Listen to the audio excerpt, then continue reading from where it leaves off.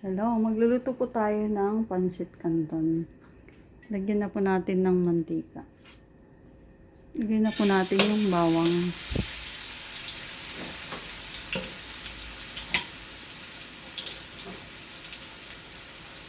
Sunod po ay sibuyas.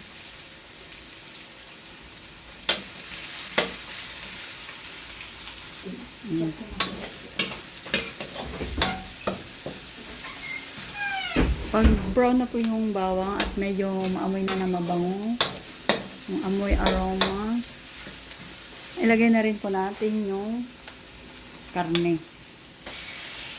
Karne ng baboy. Isa-isa lang. Kapag luto na po yung karne ng baboy, lagay na rin po natin yung hipon.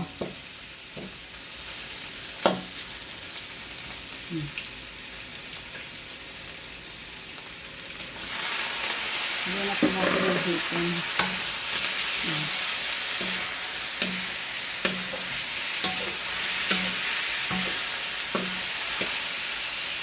Pagkatapos po niyan, pag luto na rin po yung hipon, yung karne ng baboy, lagyan din po natin ng kalaan. Kasi parang seafoods flavor yung pansit ni Madam Ilhan. Tapos, lagay na rin po natin yung gulay na carrots at bell pepper.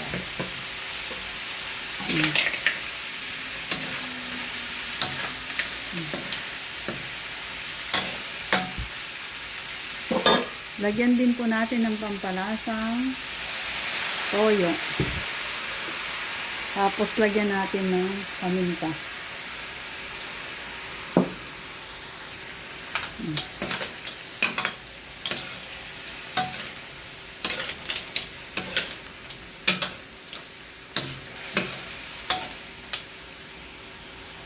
Lagyan po natin ng tubig. Lagyan din po natin ng Knorr chicken. Tapos lagay na po natin yung pansit canton.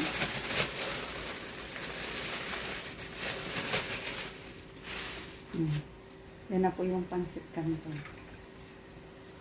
Tapos lagyan din po natin ng pampalasang bechin. Yan, tikpan po natin kung tama na yung lasa.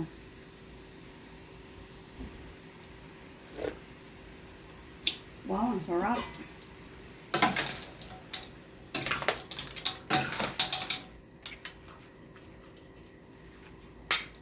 Lagay na rin po natin itong repolyo.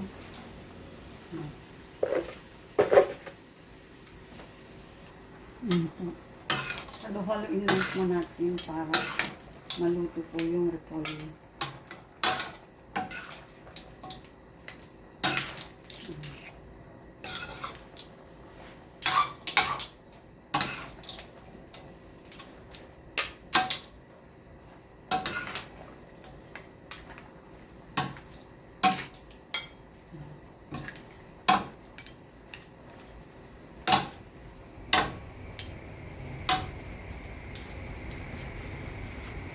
Ito na po yan mga Madam Kasar.